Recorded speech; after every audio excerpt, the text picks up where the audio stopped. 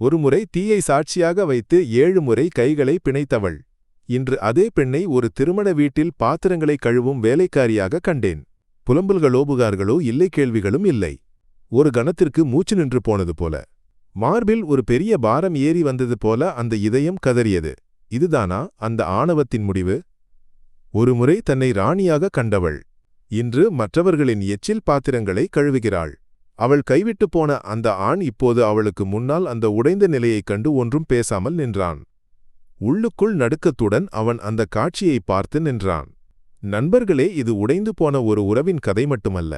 எல்லாம் இருந்தும் ஆணவத்தால் எதுவுமே இல்லாமல் போன ஒரு பெண்ணின் கதையும், எல்லாம் இழந்தும் மனிதநேயத்தை கைவிடாத ஒரு ஆணின் கதையும் ஆகும். இந்த கதை உங்களை உலுக்கும். ஏனெனில் கடைசியில் நடந்த சம்பவம் அனைவரின் கண்களையும் கலங்க வைத்தது. இது இன்றைய சமூகத்திற்கு ஒரு கண்ணாடியும் கூட.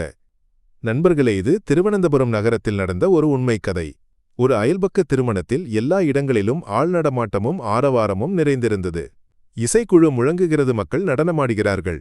இந்த பரபரப்புக்கு மத்தியில் யாரோ ஒருவரின் கடந்த காலம் அமைதியாக கடந்து வந்து கொண்டிருந்தது என்பதை யாரும் அறிந்திருக்கவில்லை. தனது நண்பனின் தங்கையின் திருமணத்தில் கலந்து கொள்ள வந்த அர்ஜுன் மிக எளிமையாக உடை அணிந்திருந்தான். ஆனால் தனது நண்பனைப் போல எல்லா காரியங்களிலும் முன்னணியில் இருந்தான். மலர்களின் அலங்காரம் முதல் சாப்பாடு தயாரிக்கும் வேலைகள் வரை அவன் பார்த்து நடத்தினான்.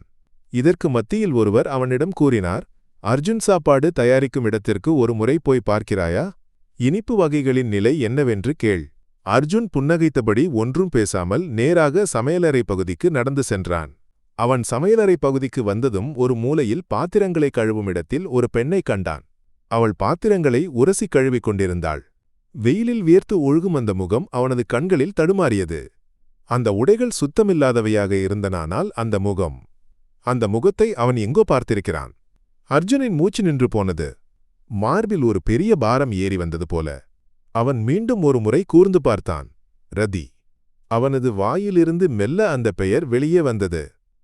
பாத்திரம் கழுவிக் கொண்டிருந்த அந்த பெண் திடீரென நின்றாள்.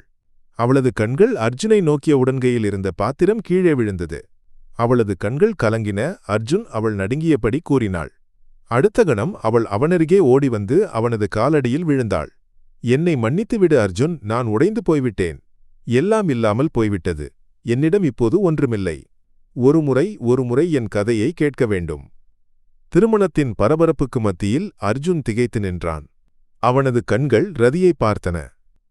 5 ஆண்டுகளுக்கு முன்பு தனது வீட்டின் ஆணவத்தைச் சொல்லி அவனை கைவிட்டு போன அதே ரதி. என் அப்பாவிடம் நிறைய சொத்து இருக்கிறது, உன்னை போன்ற ஒருவனை எனக்கு தேவையில்லை என்று கூறிய அதே ரதி இன்று எச்சில் பாத்திரங்களை கழுவுகிறாள். சேலையின் முனையால் கண்ணீரை துடைக்கிறாள். அர்ஜுன் குனிந்து அவளை எழுப்பி மிக அமைதியாக கேட்டான். ரதி, உனக்கு என்ன நடந்தது? இங்கே இந்த நிலையில் உனக்கு எல்லாம் இருந்தது இல்லையா? உன் அப்பா அந்த சொத்து, அந்த பதவி, பிறகு ஏன் இவையெல்லாம்? ரதி நடுங்கியபடி கூறினாள். அதை கேட்க உன்னால் முடியுமா? உன் கண்களால் இதை காண முடியுமா? இருந்தாலும் அதற்கு முன்பு நீ என்னை மன்னிக்க வேண்டும் அர்ஜுன். ஏனெனில் நான் செய்தவற்றிற்கு ஒரு மதிப்பும் இல்லை என்று எனக்கு தெரியும். அர்ஜுனின் கண்களில் அந்த நேரத்தில் கோபம் இல்லை, துக்கமும் இல்லை. ஒரு மௌனம் மட்டுமே. யாரோ பழைய காயத்தை மீண்டும் கீறுவது போல. மனதிற்கு ஏதாவது சொல்லத் தோன்றுகிறதுவானால் வார்த்தைகள் கிடைக்கவில்லை. ரதி இப்போதும் அவனுக்கு முன்னால் கைகூப்பி நிற்கிறாள். கண்ணீர் ஒழுகிக் கொண்டிருந்தது, குரல் நடுங்கிக் கொண்டிருந்தது. அர்ஜுன், அன்று நான் உன்னுடன் சண்டையிட்டு போகும்போது என் முடிவு சரியென்று நினைத்தேன். அப்பாவின் வீட்டில் என்னால் அமைதியாக வாழ முடியும் என்று நினைத்தேன். ஆனால் தெரிந்தோ தெரியாமலோ நான் என் வாழ்க்கையில் மிகப்பெரிய தவறு செய்துவிட்டேன். நீ போன பிறகு நான் அப்பாவின் வீட்டிற்கு திரும்பினேன். சில நாட்கள் எல்லோரும் என்னை அன்பாக பார்த்தார்கள். ஆனால் 6 மாதங்களுக்குப் பிறகு ஒரு இரவு அப்பாவிற்கு மாரடைப்பு வந்தது. அவர் எங்களை விட்டுப் போய்விட்டார், என்றென்றைக்குமாக. அர்ஜுனின் கண்கள் கலங்கினானால் அவன் அதை மறைத்து வைத்தான். அப்பா போன பிறகு எல்லாம் மாறிவிட்டது அர்ஜுன். அம்மா தனது மனதில் உடைந்து போனவர் போல ஆனார். அண்ணனும் அண்ணியும் புருஷோத்தமர் படிப்படியாக தங்களின் உண்மையான இயல்பை காட்டத் தொடங்கினர். என்னை தங்கையாக பார்த்த அண்ணி இப்போது கேலி செய்யத் தொடங்கினார். என் அம்மாவிடம் அவர்கள் சொன்னார்கள், உங்கள் மகள் திருமண உறவை முறித்தவள். அவள் எங்களுக்கு ஒரு பாரம். அம்மாவின் உடல்நிலையும் மோசமாகத் தொடங்கியது. இறுதியாக எங்களுக்கு கிராமத்தை விட்டு திருவனந்தபுரத்திற்கு வரவேண்டியதாகிவிட்டது. ரதியின் கண்ணீர் ஒழுகிக் கொண்டே இருந்தது. இங்கே திருவனந்தபுரத்தில் ஒரு சிறிய குடியிருப்பில் அம்மாவுடன் தங்கியிருக்கிறேன். அம்மாவிற்கு உடல்நலக் குறைவு, வருமானம் ஈட்ட ஆளில்லை. அதனால் இவையெல்லாம் செய்ய வேண்டியிருக்கிறது அர்ஜுன். இந்த திருமண வீட்டில் பாத்திரம் கழுவும் வேலை வீடுகளில் துடைத்து துப்புரவு செய்யும் வேலை. அவனது வார்த்தைகளைக் கேட்டு அர்ஜுனின் முஷ்டிகள் இறுகின. அவனது இதயம் எரிந்தது. ரதி போன்ற ஒரு பெண்ணெப்போதும் கவனிக்கப்பட்டவள் பாத்திரங்களை கழுவுகிறாள் என்றால் நிலைமை மிகவும் மோசமாக இருக்க வேண்டும் என்று அவனுக்கு தெரியும். சிறிது நேரம் மௌனம் தேங்கி நின்றது. ரதி மெல்ல கூறினாள், நான் ஒரு பெரிய தவறு செய்தேன் என்று எனக்கு தெரியும். உன்னிடமும் உன் குடும்பத்திடமும் நான் கொடூரமாக நடந்து கொண்டேன். ஆனால் அன்று என் அண்ணனுக்காக நீ உன் முழு வருமானத்தையும் கொடுத்தபோது எனக்கு அது புரியவில்லை. இன்று என் வாழ்க்கையில் இவை எல்லாம் வந்தபோது எனக்கு எல்லாம் புரிகிறது. பின்னர் அவள் நடுங்கியபடி கேட்டாள், அர்ஜுனின் மகளுக்கு எப்படி இருக்கிறது? அவள் இப்போதும் உன்னுடன் இருக்கிறாளா? இதை கேட்டவுடன் அர்ஜுனின் முகம் கடினமானது. அவளை மிகவும் பலவீனப்படுத்திய தருணம். ரதி தனது மகளை பார்க்காமல் கைவிட்டு போனபோது. ஆனாலும் அர்ஜுன் தனது பாக்கெட்டிலிருந்து தொலைபேசியை எடுத்து ரதிக்கு மகள் அனுவின் புகைப்படத்தை காட்டினான். அந்த புகைப்படத்தை கண்டவுடன் ரதி உடைந்து போனாள். அவளது ஆன்மா நடுங்கியது போல, இது என் மகள். இவ்வளவு பெரியவளாகிவிட்டாளா? அவள் தரையில் அமர்ந்து அழத் தொடங்கினாள். கைகூப்பி அவள் கூறினாள், ஒருமுறை ஒரே ஒருமுறை அவளை என்னிடம் காட்ட முடியுமா அர்ஜுன்? என் மகளை பார்க்க வேண்டும் என்பது என் கடைசி ஆசை. அர்ஜுனின் மனம் உருகியிருந்தது. அவன் இவ்வளவு மட்டும் கூறினான், நாளை மதியம் இங்கே வந்து பார்க்கலாம். நான் அனுவை அழைத்து வருகிறேன். ரதி தலையசைத்து நன்றி கூறினாள். இன்று முதல் முறையாக எனக்கு தோன்றியது இப்போதும் நீ மனிதநேயத்துடன் இருக்கிறாய் என்று. மறுநாள் மதியம் அர்ஜுன் சந்திக்கச் சொன்ன கோயிலுக்கு அருகில் ரதி முன்கூட்டியே வந்து நின்றிருந்தாள். எதிர்பார்ப்பும் பயமும் கலந்து அவளது கண்கள் அவ்வப்போது பாதையை நோக்கிக் கொண்டிருந்தன. ஒவ்வொரு நிமிடமும் கடந்து செல்லும்போது அவளது மூச்சு நின்று போவது போல தோன்றியது. திடீரென முன்னால் அர்ஜுனை கண்டாள். அவனுடன் ஒரு சிறு பெண் இளஞ்சிவப்பு உடையணிந்திருந்தாள். முடியில் ரிப்பனப்பாவி கண்களில் உலகின் மிக அப்பாவியான கேள்விகள். ரதி அவளை கண்டவுடன் அவளது கண்கள் விரிந்து போயின. உடல் நடுங்கியது. அடுத்த கணம் அவள் அவளருகே ஓடிச் சென்று அவளை தழுவினாள். அனு, என் குழந்தை, என் உயிர். ரதி அவளை மார்போடு அணைத்து அலறி அழுதாள். குழந்தைக்கு பயமாகிவிட்டது. அவள் அர்ஜுனை பார்த்தாள். அப்பா, இவர் யார்? அர்ஜுன் சிறிது நேரம் பேசாமல் நின்றான். பின்னர் மெல்ல அவளது தலையை தடவி கூறினான், மோளுக்கு பிறப்பு கொடுத்த அம்மா இவர். அனுவின் கண்கள் விரிந்து போயின. அவள் சிறிது நேரம் ரதியை பார்த்து நின்றாள். ஒரு அந்நியமான உண்மையை எதிர்கொள்வது போல. ஆனால் குழந்தைகளின் இதயம் தூய்மையானது. அதில் கணக்குகளோ கோபமோ இல்லை. அவள் மெல்ல தனது சிறிய கைகளை ரதியின் கழுத்தில் சுற்றினாள். நீங்களா என் அம்மா? ரதி அழுது கொண்டே கூறினாள், ஆமாம் மோளே, நான் தான் உன் அம்மா. என்னை மன்னிக்க வேண்டும். நான் மிக மோசமான அம்மாவாக இருந்தேன். ஆனால் இன்று நீ என்னை தொட்டபோது எனக்கு எல்லாம் திரும்ப கிடைத்தது போல தோன்றுகிறது. அவர்கள் மூவரும் அந்த பாதையோரத்தில் அமர்ந்தனர். அர்ஜுனும் உணர்ச்சிவசப்பட்டிருந்தான். ஆனால் அவனது கண்களில் சொல்லப்படாத பல விஷயங்கள் இருந்தன. ரதி மெல்ல கூறினாள், அர்ஜுன் ஒரு உதவி மட்டும் செய்ய வேண்டும். என்னை என் அம்மாவிடம் அழைத்து செல்ல முடியுமா? இந்த ஆண்டுகளில் நீ அவர்களுடனான உறவை கைவிட்டிருப்பாய். அர்ஜுன் அவளது கண்களை பார்த்தான். சிறிது நேரம் யோசித்தான். பின்னர் கூறினான், போகலாம். ஆனால் அங்கு எந்த எதிர்பார்ப்புடனும் போகக்கூடாது. வெறுமனே பார்க்கப் போகலாம். மூவரும் ஒரு ஆட்டோவில் ஏரிரதி அம்மாவுடன் வாடகைக்கு தங்கியிருக்கும் அந்த சிறிய குடியிருப்புக்கு சென்றனர். வீடு மிக சாதாரணமாக இருந்தது. உடைந்து கிடந்த ஒரு கதவு. உள்ளே ஒரு கட்டில், அதில் ஒரு வயதான பெண் படுத்திருந்தார். ரதியின் அம்மா, மகளுக்காக இப்போதும் அழுது கொண்டிருக்கும் கண்கள். அவர் அர்ஜுனை பார்த்தவுடன் ஒன்றும் பேசாமல் அழத் தொடங்கினார். மகனே, அர்ஜுனி வந்தாயா? நீ உண்மையாகவே வந்தாயா? அர்ஜுன் அவர்களின் காலடியில் அமர்ந்து, அம்மாவுக்கு எப்படி இருக்கிறது? இதுவரை பரவாயில்லை. ஆனால் இப்போது என் மகளை மீண்டும் எனக்கு இழக்க நேரிடுமோ என்று பயமாக இருக்கிறது. ஏனெனில் அவள் இப்போதும் தனியாக இருக்கிறாள் மகனே. ரதி தலைகுனிந்து அங்கே நின்றாள். நீ வேறு திருமணம் செய்து கொள்ளவில்லையா அர்ஜுன்? என் மகளை உன் வீட்டில் ஒரு வேலைக்காரியாக வைத்திருந்தாலும் வைத்துக் கொள்ளானால் அவளை தனியாக விடாதே மகனே. இதை கேட்டு அர்ஜுனின் முகத்தில் ஒரு பெரிய மௌனம் தேங்கியது. ரதி நடுங்கியபடி கூறினாள், நான் இப்போது புகார் செய்ய மாட்டேன் அர்ஜுன். நான் உன்னை குறை சொல்லவோ ஆணவம் காட்டவோ இல்லை. நான் இப்போது ஒரு அம்மா மட்டுமே. என் மகளை வளர்க்க விரும்பும் ஒரு அம்மா. நான் உன் வீட்டில் ஒரு பொறுப்பாக வருகிறேன். என் மகளை வளர்க்க ஒரு இடம் கொடுத்தால் போதும். அர்ஜுன் ஒருமுறை அனுவை பார்த்தான். அவள் இப்போதும் அவளது அம்மாவின் கையை பிடித்து நின்று கொண்டிருந்தாள்.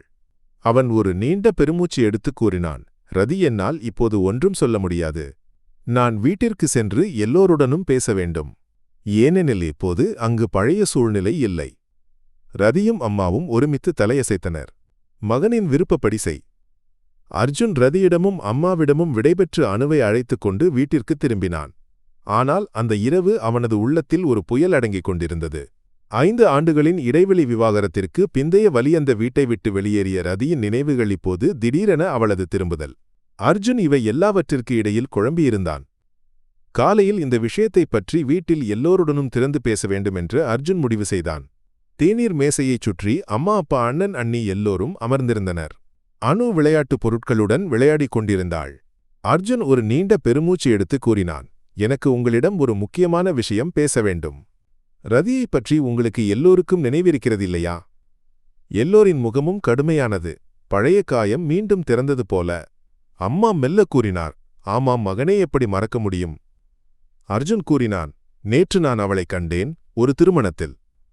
அவள் பாத்திரங்களை கழுவிக் கொண்டிருந்தாள். அவளது நிலை மிகவும் மோசமாக இருக்கிறது. அம்மாவிற்கு உடல்நலக் குறைவு. வாடகைக்கு ஒரு அறையில் தங்கியிருக்கிறார்கள். மகளை பார்க்க வேண்டுமென்று அவள் என்னிடம் கெஞ்சினாள். வீட்டில் யாரும் ஒரு வார்த்தை பேசவில்லை. அர்ஜுன் தொடர்ந்து கூறினான், நான் அவளை அவளது மகளுடன் சந்திக்க வைத்தேன். அம்மாவையும் பார்த்தேன். அவர்கள் சொன்னார்கள் நான் அவளையும் அம்மாவையும் வீட்டிற்கு அழைத்து வர வேண்டும் என்று.